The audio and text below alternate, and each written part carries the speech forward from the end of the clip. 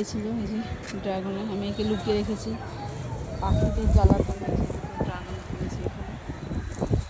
আর যার জন্য এলাম সেটা হচ্ছে দেখুন, এখানে একটা আমার তরমুজ ধরে গেছে। দেখুন আবার আগের একটা ধরেছিল, এই যে আবার আরেকটা তরমুজ ধরে গেছে।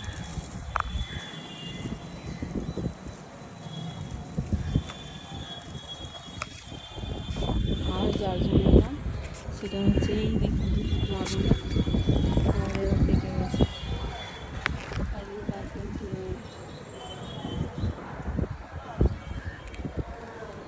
চলুন আজকে ড্রাগন